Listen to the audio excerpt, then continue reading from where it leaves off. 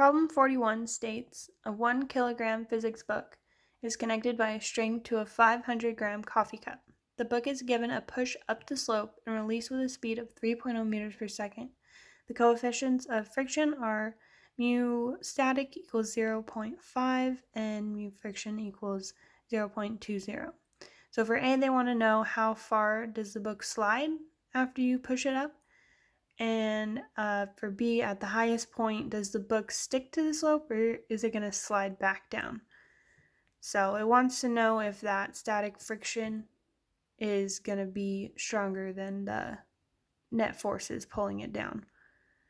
For B, at least. For A, we need to find acceleration of the book and calculate the change in position from there. So to start off, I went ahead and drew my figure here. We've got our tilted slope, tilted 20 degrees. Our mass 1 is our physics book, and our mass 2 is that coffee mug.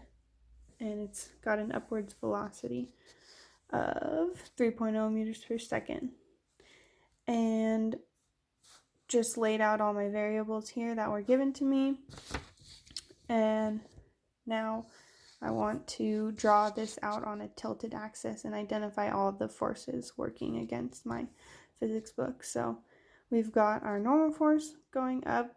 We've got kinetic friction pulling it back down after you push it up. It's going to oppose the direction it's going, or the direction it's sliding in. And tension as well as gravitational force.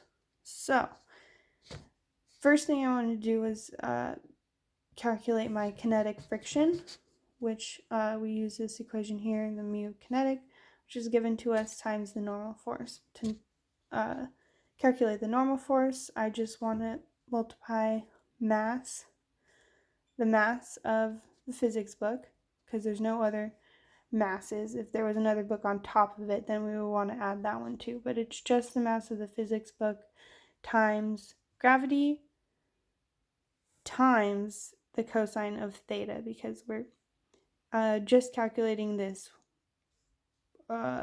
y direction here, and to get that we need to do use adjacent over hypotenuse. We know this is 9.1, so we're taking the adjacent over the hypotenuse, which is cosine of that 20 degrees, and we get 9.22 newtons. Times that by our 0.2, and we got 1.84 newtons for our kinetic friction for our physics book. So now that I know that kinetic friction, I want to go ahead and calculate all of our net forces on that horizontal axis, so we know how much force is pulling that physics book down.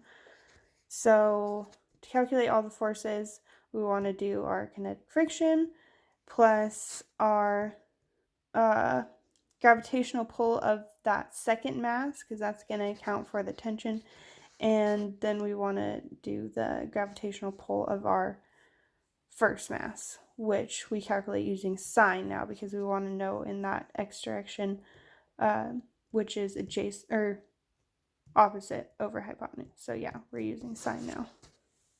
So plug in that 1.84. We've got our 0.5 mass from the coffee mug, which I converted up here, times gravity.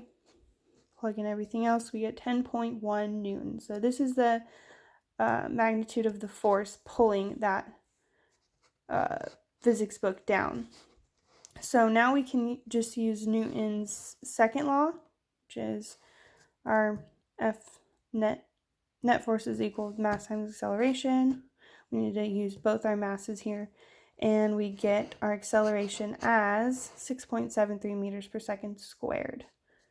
So we can now use our equation here to find change in position. So we have all our other variables. So we just plug in 0 for final velocity.